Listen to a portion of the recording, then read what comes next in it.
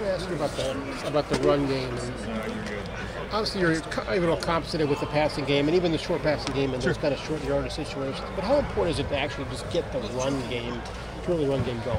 Yeah, I mean, nowadays the run game, comes in different shapes and sizes, and a lot of it, the quarterback is doing some reading, so a lot of times the ball goes to the outside. So we had 33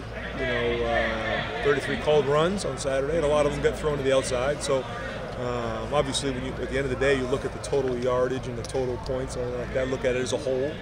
And so obviously we got to do a better job situationally in the red zone and on short yardage. But overall, if they put a lot of guys in the box, there's some RPOs and different reliefs on a lot of plays that we're doing a nice job with. So I think we got to play better situationally, but I think we're doing a good job spreading the field. But in terms of the short yardage stuff, 3rd and 1, those kind of plays, when you try to run it, I mean, 4th and 1, there was no room for it at all.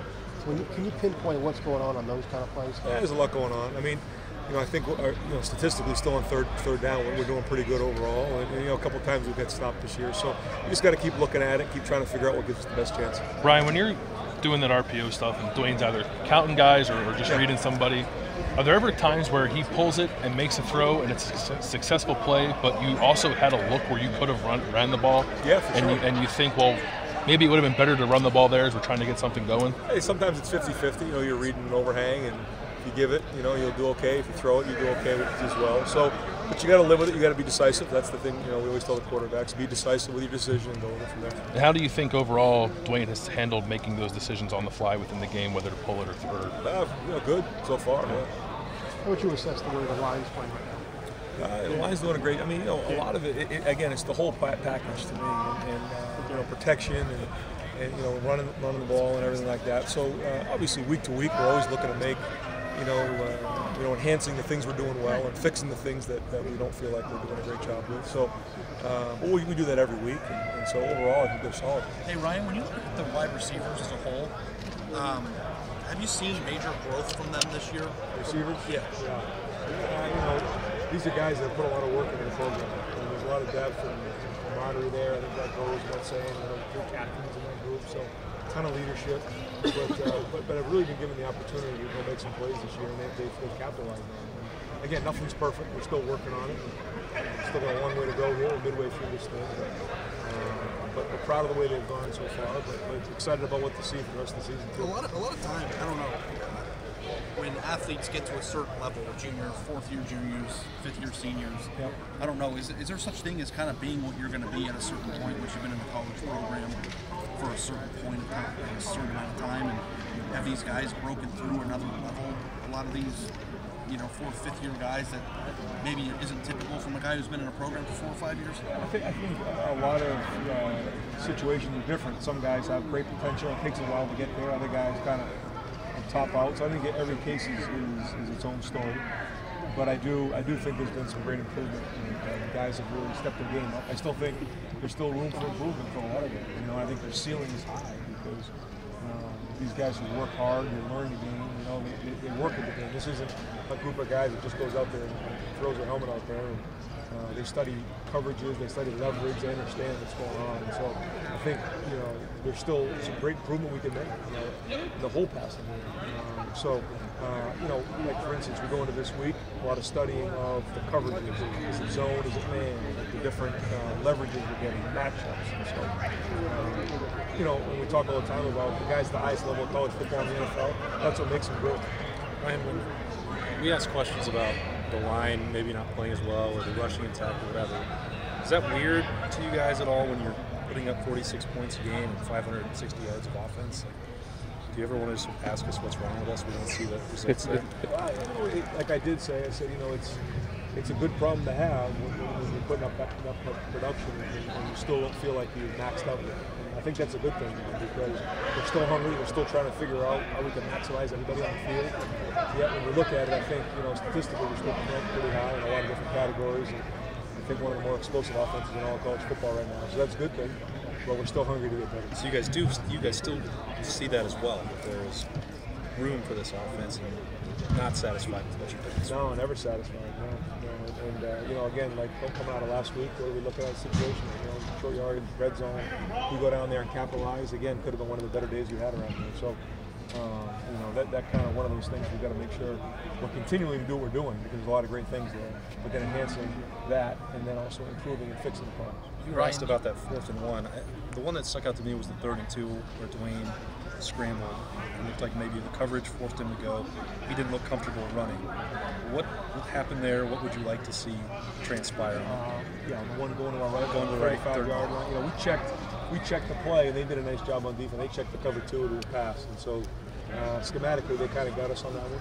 And then Dwayne tried to scramble and get us to either 4th and 1 or something like that. I would say in those situations, just keep us on schedule, get the ball back in line of scrimmage. So we did that, which got us to the 4th down, and we ended up getting that 4th down. So that was well done because he didn't have a place to throw the ball in. Ryan, you guys, your H-backs, your slots. I mean, KJ and Harris are pretty big guys. A guy like Rondale Moore, some of these other guys in the Big Ten, they're smaller, quick guys. You guys have big, quick guys. Is there anything about having a bigger slot guy maybe for blocking or anything else in this offense? Or like would a 5'9" slot dude be fine here? Yeah, it's funny. I think when you look at slot guys, there's a couple things. If they're quick and fast and they can move really well in short areas, then there's certain things they can do well.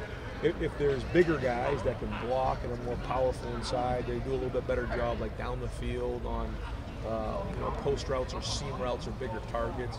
And so I think it's just, whoever you have is trying to utilize what you have. And I think when you look back on the last 10 to 15 years, the bigger guys in the slot that are bigger targets down the field, those are one style. But then there's also the guys like the Patriots have, those little guys that jiggle all over the place and make plays and create matchup problems for linebackers. And of our guys kind of have a little bit of both. They have good size, but they also have great quickness. So that creates a matchup problem, I think, for defenses. Well, did anyone ask about red zone yet? Did we already do red zone? I don't think so.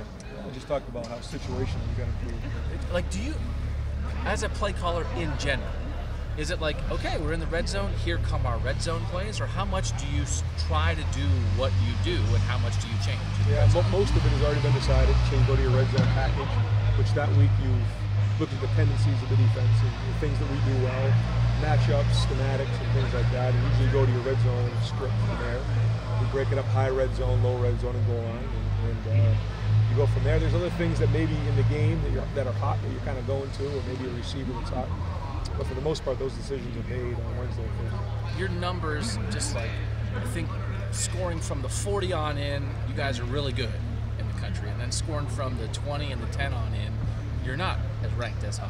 When you look at what you've done in the red zone so far, does it feel like, we've called some good plays and we just didn't execute some things that were there? Or did you feel like, oh man, I don't know, we want to try some different stuff? A little bit of both. Yeah, a little bit. We had some drops, a couple well-designed plays that we didn't execute for one reason or another. A couple runs that didn't work. So a little bit of both, execution, but also scheme.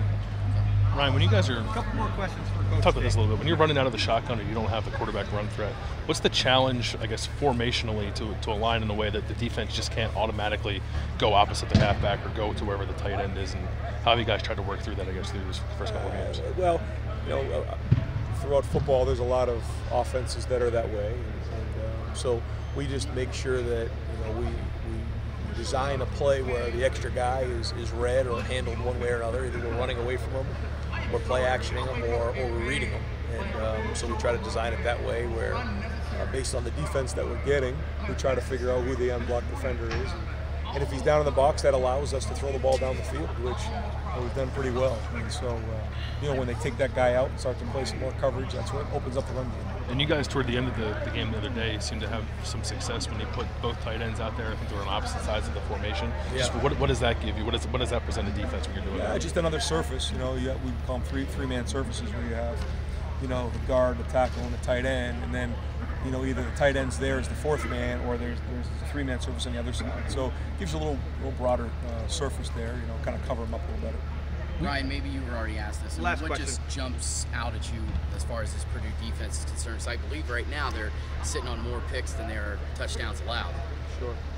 Yeah, they're aggressive. They play a lot of defense. They come with a lot of pressure, and they try to create chaos.